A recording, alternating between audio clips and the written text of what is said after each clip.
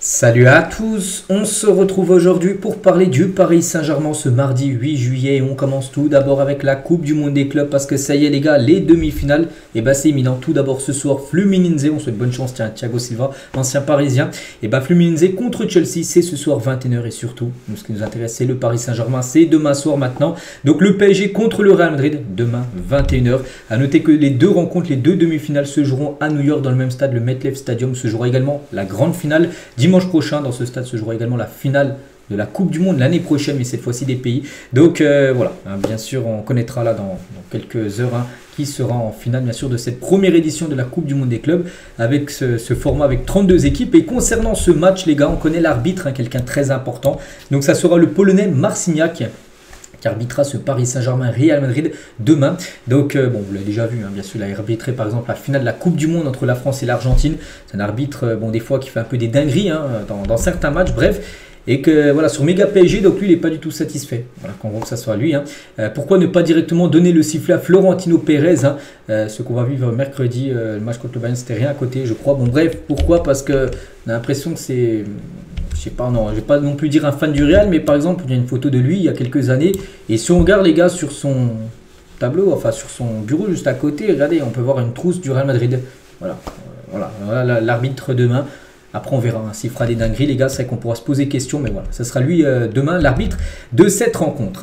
Bref, toute autre chose, les gars, on va parler, et ça, c'est quand même un gros coup dur. Et fin de Coupe du Monde des clubs pour Pacho et Lucas Hernandez. Vous savez que les deux ont pris carton rouge lors du dernier match. Et la commission de discipline de la FIFA a été sans pitié et a suspendu les deux joueurs pour les deux prochains matchs du PSG dans la compétition. Donc, ce qui veut dire la demi-finale. Bon, ça on savait. De toute façon, ils n'étaient pas là, mais on pensait qu'ils allaient revenir s'il y avait une finale. Enfin, si Paris se qualifiait. Paris allait peut-être pouvoir les récupérer. Non, les gars, même si Paris va se qualifier pour la finale, il n'y aura ni Lucas Hernandez, mais ni surtout Pacho, qui est quand même pour moi un pilier de la défense. Hernandez plutôt remplaçant, mais voilà. On se dit, voilà, si Pacho n'était pas là, Hernandez aurait pu le remplacer. Non, il n'y en a aucun des deux qui sera là. Donc le PSG engagé en demi-finale contre le Real Madrid il peut faire encore appel, le Paris Saint-Germain, mais pour l'instant, regardez sur le communiqué là, qui vient de sortir sur les news, la FIFA discipline. Donc en gros, ils disent voilà, que 2 matchs de suspension. Donc voilà, peut-être fin de Coupe du Monde des clubs pour Pacho. C'est comme un gros coup dur, bien sûr, parce que Pacho, c'est un cadre bien sûr de la défense avec Marquinhos. Donc du coup on se dit que Beraldo, en attendant seul Marquinhos du coup qui sera titulaire bien sûr, et Beraldo reste disponible au poste de défenseur central. Tout d'abord le match contre le Real Madrid, et si ça passe, se qualifier en finale, et Beraldo devrait également être en défense centrale. Mais bon, il faut déjà éliminer bien sûr l'équipe du Real. Pour moi c'est comme un coup dur de ne pas voir Pacho pour potentiellement la finale en cas de qualification, je le répète. Le pack proposé par le PSG à ses plus fidèles supporters pour le mondial des clubs. Parce que Paris va faire plaisir avec un beau cadeau pour les plus fidèles supporters, pas pour tout le monde. Donc un vol aller-retour pour New York, départ de Paris. Transfert une fois sur place, donc hôtel, billets pour la demi-finale et billets pour la finale si bien sûr, on le répète, si l'équipe vient à se qualifier. Donc prix 500 €. Voilà, en gros ce sera une formule, tout ça compris, 500 € pour les suivre bien sûr peut-être là ou peut-être les 2 dernières rencontres du Paris Saint-Germain.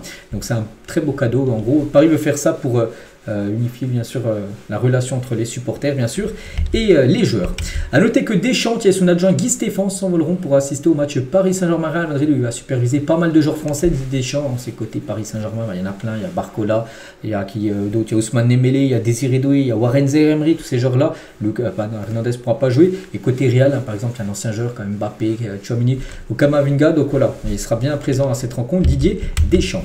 A noter aussi le ballon qui sera utilisé pour les 2 demi-finales et peut-être la finale. Je ne sais pas s'il y aura un ballon spécial pour la finale, mais en tout cas pour le match de ce soir et demain, ça sera ce ballon là, un sublime ballon, parce que vous en pensez, blanc, bleu, doré, donc sublime ballon de la marque Adidas. On continue, on va parler de Hakimi et Mbappé. Les deux sont très grands amis, on sait, dans la vie de tous les jours, et les deux vont s'affronter. Voilà pour cette rencontre, on espère que ça va tourner en faveur bien sûr du Marocain Achraf Hakimi. Et en parlant de l'ancien joueur Kylian Mbappé, lui ça sera un match spécial bien sûr. Mbappé, là on en parle un peu là, pas mal ces derniers jours, parce qu'il va affronter le Paris Saint-Germain pour la première fois depuis son départ du PSG. Et Mbappé, les gars, retire sa plainte contre le PSG pour harcèlement moral. au pénal. Hein. Donc le joueur et son entourage veulent calmer le jeu sur le terrain juridique avec le PSG. Donc Kylian Mbappé, en gros, il a porté plainte 2 fois contre le PSG et une a été retirée. Donc celle-là pour harcèlement moral, il a retiré sa plainte. Donc il avait fait là il y a quelques jours. Hein. Mais il maintient toujours une deuxième plainte. Hein. Cependant, il maintient cependant le recours contre le PSG devant le Conseil des prud'hommes afin de récupérer les 55 millions d'euros d'impayés de salaire et de primes que le PSG lui doit. Enfin, voilà. Donc là pour l'instant c'est devant les prud'hommes, donc ça il garde sa plainte sur ça, mais sur l'autre, sur harcèlement moral, il la retire Kylian Mbappé. Il veut peut-être calmer le jeu avant bien sûr de revoir par exemple Nasser, hein, où les deux, on sait que c'est un peu électrique entre les deux, donc demain les deux vont certainement se voir hein, lors de cette rencontre entre Paris et bien sûr le Real Madrid. Et en parlant tiens, du Real Madrid, tiens, les joueurs du Real qui regardent Paris Saint-Germain Bayern, hein, parce que les joueurs du Real allaient jouer quelques heures après contre Dortmund, et on peut voir dans le bus hein, qui les a amenés au stade, par exemple tiens, Vasquez, par Bellingham, par Modric ou même Rudiger, tiens, ils étaient en train de regarder sur l'ordinateur de Lucas Vasquez le match entre Paris bien sûr et le Bayern, hein, et ils ont pu voir leur futur adversaire bien sûr, le Paris Saint-Germain en œuvre. On continue, tiens, on revient nous sur Donnarumma, un Donnarumma comme très touché les gars, hein, par rapport à la blessure de Musiala, hein, donc je n'avais certainement pas l'intention de blesser Musiala bien sûr, hein, donc Vincenzo Raiola, donc l'agent de Donnarumma, voilà, sur l'état du gardien après avoir été impliqué dans la grave blessure de Jamal Musiala, il a dit une fois revenu dans le vestiaire, il a allumé son téléphone depuis toutes ces années, il ne l'a jamais fait. Parce qu'avant, les gars, quand il rentrait dans le vestiaire, il n'allumait jamais directement son téléphone. Hein, il prenait peut-être quelques heures voilà, avant de l'allumer. Hein. Et là, il allumait directement son téléphone dès qu'il est rentré dans le vestiaire. Hein. Donc, il m'a envoyé, enfin, son agent, il dit, hein, il m'a envoyé un message hein, pour me dire qu'il était secoué et qu'il n'avait pas fait exprès de blesser tout simplement, Donnarumma. Il ne voulait pas faire comme si de rien n'était, hein, Dijo. Il est un garçon très sensible. Donc là, quand il a allumé son téléphone, c'était à la mi-temps. Hein, parce qu'il avait blessé Musiala juste avant la mi-temps. Donc, dès la mi-temps, il a écrit à son agent pour lui dire qu'il n'a pas fait exprès, bien sûr, de le blesser, qu'il était très touchant. On a pu voir, hein, même sur la photo à gauche, là, hein, quand il a vu le pied, bien sûr, de Musiala, les gars, et tiens. Parler de Musiala, qu'on souhaite toujours un très bon rétablissement. Le Bayern annonce que Musiala a été opéré avec succès, hein, la fracture du péroné. Hein. On lui souhaite un très bon rétablissement, il devrait revenir février 2026. Il va louper une bonne partie de la saison prochaine. Hein. Un gros coup dur quand même pour le Bayern Munich. Et pour revenir tiens, sur Donnarumma, et toujours avec son agent, Vincenzo Raiola, formel hein, sur son joueur, hein, il mérite le ballon d'or, il a dit. Hein. Donc Dembélé a marqué beaucoup de buts, mais sans les arrêts de Donnarumma contre Liverpool, Aston Villa et Arsenal, et Paris n'aurait jamais gagné la Ligue des Champions. Nous sommes en train de parler d'une prolongation avec le PSG, hein, des négociations aussi longues. Nous ne sommes pas une anomalie. On parle du meilleur gardien du monde. Donc voilà, pour lui, hein, son client, parce que voilà, c'est son client, bien sûr, les deux, c'est du business, hein, et ben mérite le ballon d'or. Voilà, Donnarumma. Après, bon, il ne gagnera pas le ballon d'or, Donnarumma, mais je pense qu'il finira dans le top 10 et ça sera bien sûr une très belle réussite, surtout pour un gardien finir dans le top 10. Hein. C'est que tu as été bien sûr exceptionnel. On continue, tiens, on revient nous sur la journée d'hier. Donc hier c'était un jour off. N'oubliez pas qu'aujourd'hui reprise de l'entraînement. Je n'ai pas dit aujourd'hui rentraînement pour préparer le match de demain. Et hier c'était un jour off. Hein. Et les joueurs, tiens, ont pu, vu qu'actuellement c'est à New York, hein, le match se jouera à New York, hein, bien sûr demain. Ils ont un peu visité bien sûr cette ville. Marquinhos et sa famille en visite à New York, ou même Joe Neves, tiens, qui était aussi à Times Square. Hein.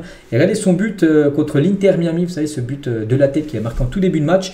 Sur un coup franc de Vitinha, son collègue, qui a été diffusé sur Times Square. Parce que vous pouvez payer, hein, tu peux payer, je ne sais plus combien, je crois c'est 50 €, je ne sais plus combien c'est.